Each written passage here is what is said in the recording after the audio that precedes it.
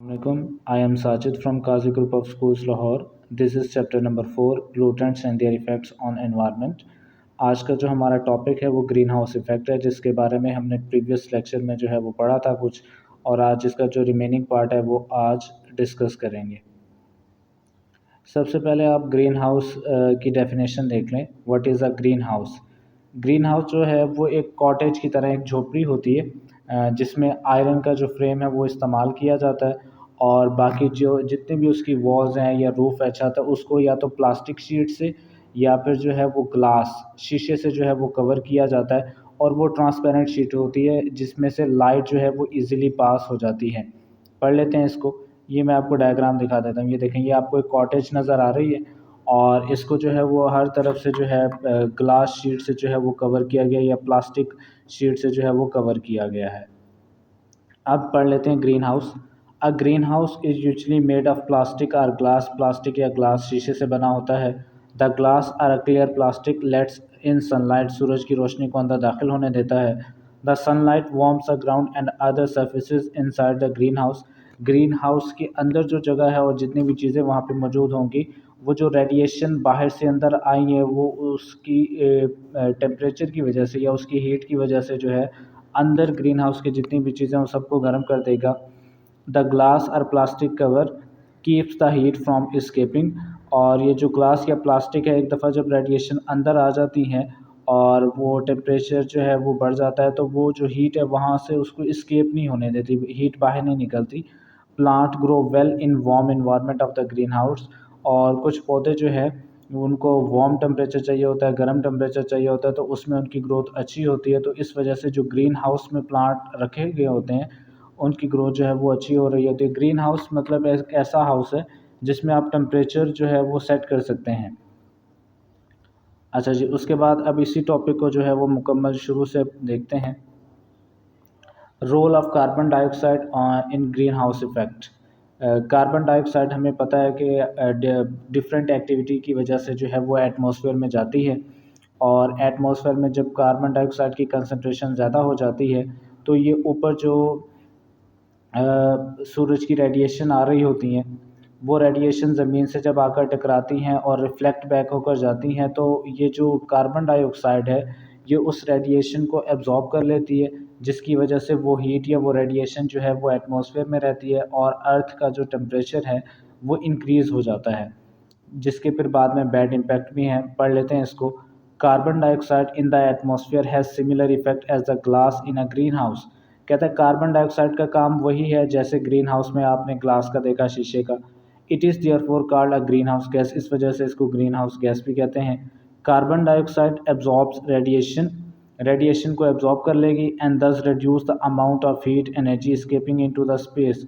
और जो एनर्जी दोबारा स्पेस में जाने थी उसकी अमाउंट को कम कर देती, क्योंकि सारी एनर्जी ये खुद ही कैप्चर कर लेती है। Carbon dioxide is not only the green house gas, oxides of nitrogen and chlorofluorocarbon also absorb radiation. सिर्फ कार्बन डाइऑक्साइड नहीं, बल्कि ऑक्साइड्स ऑफ नाइट्रोजन जिसमें N2O पढ़ा था, NO2 पढ़ा था, और NO पढ़ा था हमने, और क्लोरोफ्लोरोकार्बन CFC जिसे कहते हैं, ये सब भी जो है वो ग्रीन हाउस गैसेज हैं जिनका काम रेडिएशन को एब्जॉर्ब करना है, जिसकी वजह से अर्थ का जो टेम्परेचर है वो इंक्रीज़ हो जाता है।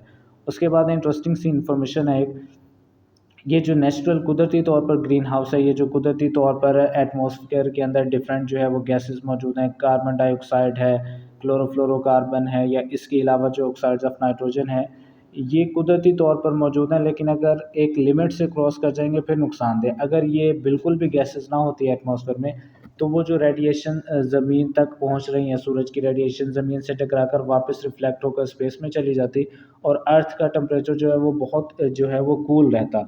तो अर्थ का टेम्परेचर जो है वो -40 डिग्री रहता अगर यही गैसेस ना होती और रेडिएशन जो है वो ट्रैप ना होते इन गैसेस के ज़रिए। पढ़ लें इसको। The natural green house effect is essential to maintain the proper temperature needed to sustain life on earth. ज़मीन पर ज़िंदगी गुजारने के लिए प्रॉपर टेम्परेचर का होना ज़रूरी है, जो ये नेचुरल ग्रीन हाउस की वजह से पॉसिबल है।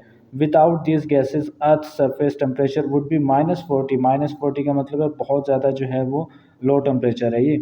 Green house effect become harmful due to pollution. यही जो ग्रीन हाउस आपके पास है, carbon dioxide, oxide of nitrogen है, ये हार्मफुल हो गया कब? जब पोल्यूशन, एयर की जो क्वालिटी है वो बहुत ज़्यादा ख़राब हो गई, पोल्यूटेंट्स हवा में जाने लगे, और जिसकी वजह से जो है फिर ग्रीन हाउस इफेक्ट हुआ, और जिससे आगे ग्लोबल वार्मिंग होती है और अर्थ का टेम्परेचर जो है वो इंक्रीज़ हो जाता है। तो ये आपने मुकम्मल दोनों करने हैं।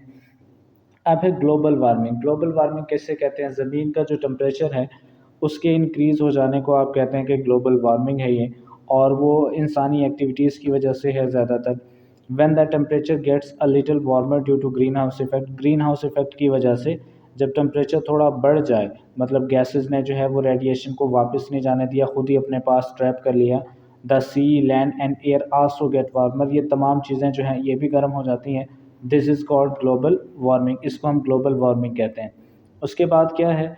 Global warming simply means the earth and everything on it's getting little warmer because there is too much carbon dioxide and other green house gases in the atmosphere. Global warming का मतलब है ज़मीन और उस पर जितनी भी चीज़ें मौजूद हैं उन सब का जो है वो गर्म हो जाना। किस वजह से? कार्बन डाइऑक्साइड की कंसनट्रेशन और दूसरी ग्रीन हाउस गैसेज की कंसनट्रेशन ज़्यादा होने से ये रेडिएशन को अपने अंदर एब्जॉर्ब कर लेती हैं, वापस जाने नहीं देती, जिससे ज़मीन का टेम्परेचर जो है वो बढ़ जाता है, जिसे हम कहते हैं global warming.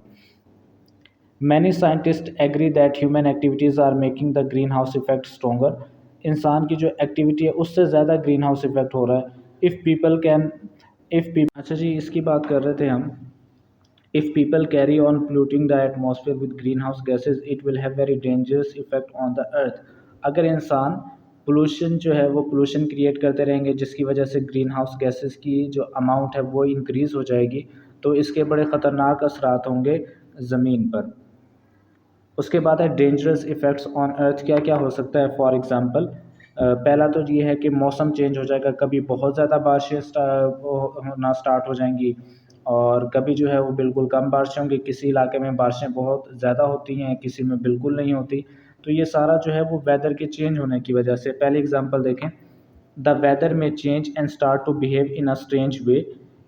It may rain a lot in one country, ज़मीन पर किसी एक मुल्क में बहुत ज़्यादा बारिश हो रही होती है, while the other country does not receive any rain at all. उसके बाद number two, sudden weather changes may damage the habitats of many plant and animals. बहुत ज़्यादा बारिशें हों तो सैलाब आ सकता है, और उससे जो है बहुत से घर तबाह हो सकते हैं, जानवरों की जो जगह है रहने की या परिंदों की वो डिस्टर्ब हो सकती है। और अगर बिल्कुल ही जो है वो बारिश ना हो तो प्लांट जो है वो ख़त्म हो जाएंगे, एनिमल्स जो है वो भी मर जाएंगे। तो हैबिटेट अगर डिस्टर्ब हो जाता है, ठीक है। उसके बाद ग्लेशियर्स। ग्लेशियर्स जो है वो बर्फ़ानी जो तो होते हैं, बर्फ़ानी पहाड़ है, वो मेल्ट होना स्टार्ट हो जाते हैं, जिसकी वजह से समंदर और दरिया में पानी का जो लेवल है वो अप हो जाता है, जिससे इंसान की ज़िंदगी को ख़तरा होता है जो वो साहिली इलाकों के करीब करीब रहते हैं। ग्लेशियर में melt and increase the water in sea and oceans. It will threaten the people living near the coastal areas. उसके बाद ये डेफिनेशन मैं आपको पहले बता चुका हूँ और ये डायग्राम है। This is all about today's lecture.